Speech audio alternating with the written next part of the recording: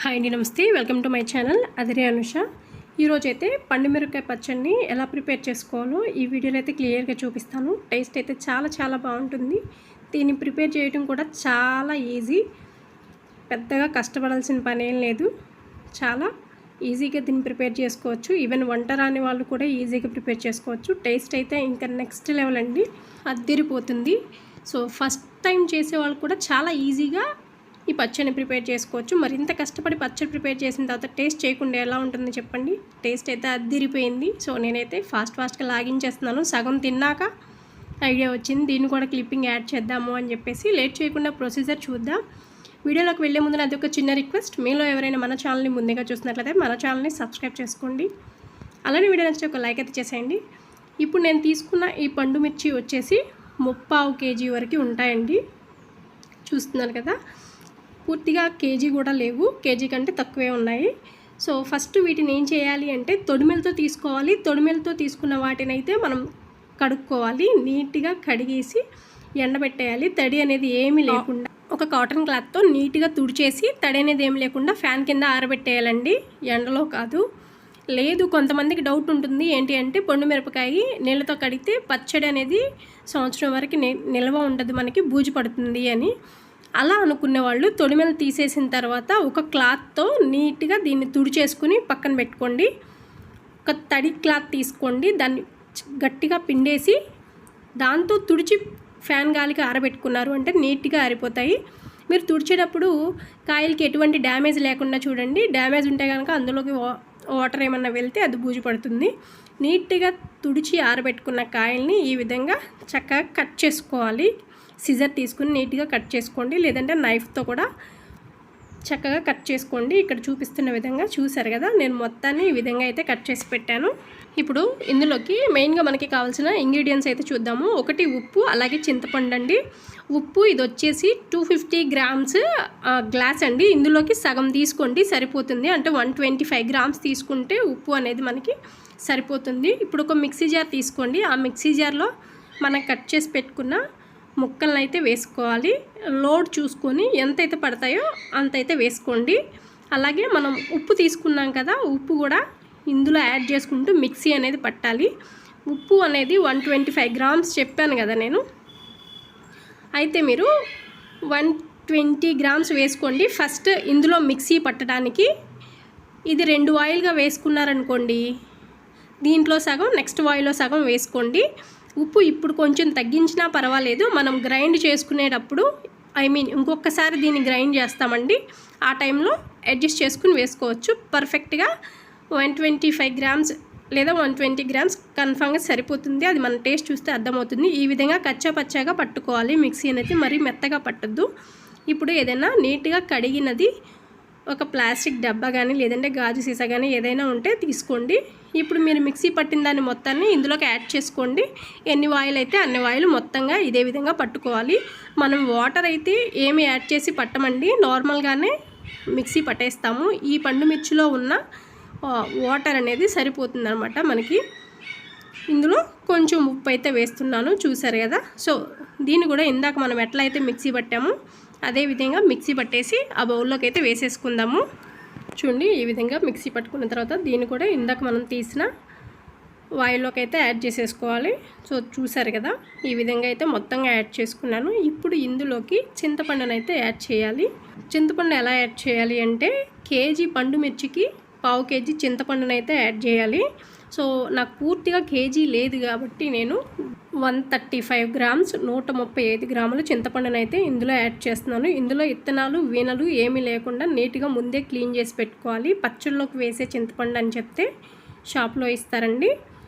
దాన్ని ఈ విధంగా ఆల్రెడీ నేను క్లీన్ చేసి పెట్టాను. ఇప్పుడు విడివిడిగా ఇందులో యాడ్ చేస్తున్నాను. యాడ్ చేసి ఒకసారి గరిటెతో ఈ విధంగా తిప్పేసి దీన్ని ఒక 3 days పాటు పక్కన పెట్టేసేయాలండి. ఇప్పుడు ఏంటంటే ఈ పండు మిర్చిలో నుంచి వాటరు అలాగే ఉప్పు వేసి మనం పండు మిర్చిని మిక్సీ పట్టాం కదా, సో వాటర్ అనేది ఊరి చింతపండు అనేది దీంట్లో చక్కగా మెత్తపడుతుంది అనమాట. మీకు వీలైతే ఒక 5 days ఉంచుకున్నా కూడా పర్వాలేదు. 3వ రోజు దీన్ని తీసి గ్రైండ్ చేసుకోవచ్చు, లేదంటే 5వ రోజు కూడా గ్రైండ్ చేసుకోవచ్చు. ఎంత నానితే అంత టేస్ట్ వస్తుందని గుర్తుపెట్టుకోండి. నేను 3వ రోజు అయితే పడదాం అనుకున్నాను, బట్ నాకు వీలు పడలేదు. నేను 5వ రోజు అయితే దీన్ని ఓపెన్ చేసి మీకు నేను చూపిస్తున్నాను. చింతపండు అయితే చక్కగా నానిందండి, కనిపిస్తుంది కదా. ఇందులో నుంచి మనకి నీళ్ళ తడి చెమ్మ కూడా కనిపిస్తుంది, చూసారా. వాటర్ అనేది చక్కగా ఊరుతుంది, మరీ హెవీగా కాదు. ఈ పచ్చడికి ఎంత అయితే కావాలో అంత సరిపోతుంది అనమాట. సో పచ్చళ్ళు అంటేనే మనకు మెయిన్గా గుర్తొచ్చేది ఏంటి అంటే ఆవు పిండి, మెంతిపిండి. కన్ఫామ్గా ప్రతి పచ్చళ్ళలో ఇది వేస్తాం కాబట్టి 2 టీ స్పూన్ల మెంతులు, అలాగే 2 టీ స్పూన్ల ఆవాలు ఫ్రై చేసి మిక్సీ పట్టుకున్నాను. మొత్తం ఒకే దాంట్లో వేసి ఆ పౌడర్ అయితే నేను మీకు ఇప్పుడు చూపిస్తున్నాను. నేను ఇప్పుడైతే గ్రైండర్కి వేస్తున్నానండి. సో చూస్తున్నారు కదా, కొంచెం కొంచెంగా తీసి వేస్తున్నాను. మీరు చూస్తుంటే మీకు అర్థమవుతుంది, ఇది చాలా లూజ్గా అనిపిస్తుంది. మనం కదపలేదు కాబట్టి పైన మనకి కొంచెం అట్లా కనిపించింది, కానీ ఒక వాయి వేసిన తర్వాత రెండో వాయి మీకు చూపిస్తున్నాను. ఎంత చక్కగా ఊరిందో చూడండి, మీకే క్లియర్గా అర్థమవుతుంది ఇందులో వాటరీ కంటెంట్ అనేది ఉంది అని చెప్పేసి. సో మనం ఏమి ఒక్క చుక్క కూడా వాటర్ అనేది ఇందులో వేయమండి. సో ఇందులో ఉన్న చెమ్మే సరిపోతుంది. వాటర్ వేస్తే చెడిపోతాయి. ఏ పచ్చళ్ళకు కూడా మనం వాటర్ అనేది ఏం వేయము. సో ఎక్కడన్నా చింతపండులో ఈల్ని కానీ ఏమన్నా ఉంటే మనకి సైడ్న ఉంటుంది కదా కడ్డీలాగా, అక్కడ కింద ఇరుక్కుపోతాయి. అవి మధ్య మధ్యలో చెయ్యి పెట్టి పొడి చెయ్యి నీట్గా వాష్ చేసుకొని చేత్తో తీసుకోవచ్చు. స్పూన్తో తీయాలంటే త్వరగా రాదండి, అందుకని చేత్తో ఎక్కడైనా ఇట్లా బ్లాక్ అయిపోతే చేత్తో కొంచెం పక్కకి జరుపుకుంటూ మనం చక్కగా పట్టేసుకోవచ్చు. ఇప్పుడు ఒకసారి చూడండి, ఈ విధంగా విత్తనాలు కొంచెం తొక్కుగా ఉన్నప్పుడు మీరు పచ్చడిని తీసేసుకోవాలంటే తీసేసుకోవచ్చు. ఆవు పిండి, మెంతిపిండి వేసి ఒక 10 వెల్లుల్లి రెబ్బలు వేసి కచ్చపచ్చగా నలిగిన తర్వాత తీసేసుకోవచ్చు అండి. ఇలా కావాలి అనుకుంటే, లేదా కొంచెం మెత్తగా ఉంటే బాగుంటుంది అనుకుంటే ఒక 2-3 నిమిషాలు గ్రైండ్ అవనిద్దామండి. చూస్తున్నారు కదా, ఇప్పుడైతే నేను ఆవు పిండి, మెంతిపిండి ఇందులో అయితే యాడ్ చేశాను. అవి అయ్యాక అలాగే ఒక 10 రెబ్బల వెల్లుల్లిని పొట్టు తీసి అయితే ఇందులో యాడ్ చేశాను. చింతపండు, పచ్చిమిర్చి అవి మనం నానబెట్టాం కదా, అప్పుడు ఉప్పు వేసి మిక్సీ పట్టుకున్నాం కదా. ఇప్పుడు మళ్ళీ ఇంకోసారి గ్రైండ్ చేస్తున్నాం కాబట్టి టేస్ట్ చూసుకుని ఉప్పు సాలకపోతే అడ్జస్ట్ చేసుకోండి. మనకి బాగా నలగాల్సిన అవసరం లేదు, కొంచెం కచ్చాపచ్చాగా నలిగితే సరిపోతుంది. పచ్చడి ఎక్కడైనా ఈ విధంగా ఆగిపోతే చేత్తో ఈ విధంగా అనేసుకోండి, తడి మాత్రం ఎక్కడా ఉండకూడదు. ఇప్పుడైతే నేను ఈ స్టేజ్లో పచ్చడి అనేది తీసేస్తానండి. పర్ఫెక్ట్గా నలిగిపోయింది నాకు. ఇప్పుడైతే ఒక డబ్బాలోకి తీసి స్టోర్ చేసుకోవటమే. సో చూసారు కదా, ఈ విధంగా ఒక డబ్బాలోకి అయితే వేసుకున్నానండి. మీరు దేంట్లో అయితే పచ్చడి వేసుకోవాలనుకుంటున్నారో అది ముందు నీట్గా కడిగి ఎండలో ఆరబెట్టి తీసుకోండి. మనం వేసుకునే డబ్బాకి కూడా తడి అనేది ఉండకూడదు. తడి ఉంటే ఎక్కువ కాలం నిల్వ ఉండదు. తడి లేకుండా ఉంటే 1 ఇయర్ పాటు మనం దీన్ని నిల్వ చేసుకోవచ్చు. ఫ్రిడ్జ్లో పెట్టుకుంటే 2 ఇయర్స్ వరకు నిల్వ ఉంటుంది. బయట పెట్టుకుంటే 1 ఇయర్ పాటు నిల్వ ఉంటుంది. ఏమి చెడిపోద్దు. చూడండి ఎంత కలర్ఫుల్గా ఉందో, మంచి స్మెల్ వస్తూ ఉంటుందండి. నిజంగా ఆ స్మెల్కే కడుపు నిండిపోతుందని చెప్పుకోవచ్చు. ఇప్పుడైతే దీన్ని ఒక బౌల్లోకి అయితే కొంచెం వేసుకుని తాలింపు పెట్టుకుందాము. జనరల్గా పొండుమిర్చి పచ్చడికి చాలా తక్కువ మంది తాలింపు పెట్టుకుంటారండి, తాలింపు లేకుండానే తినేస్తారు. బట్ మీరు తాలింపు వేసుకోవాలంటే కొంచెం కొంచెం తీసుకొని మీకు కావాల్సినప్పుడు తాలింపు వేసుకోండి. ఫ్రెష్గా టేస్ట్ చాలా బాగుంటుంది. ఈ తాలింపు కోసం నేను 2 ఎండుమిర్చి, తాలింపు దినుసులు మొత్తం, అలాగే 3 వెల్లుల్లి రెబ్బలు కచ్చాపచ్చాగా దంచి వేసాను. అలాగే కరివేపాకు కూడా వేసానండి. ఒకసారి ఈ విధంగా తాలింపు వేసి వేడి అన్నంలో వేసుకుని తినండి. అబ్బా టేస్ట్ ఇంకా నెక్స్ట్ లెవెల్ అండి.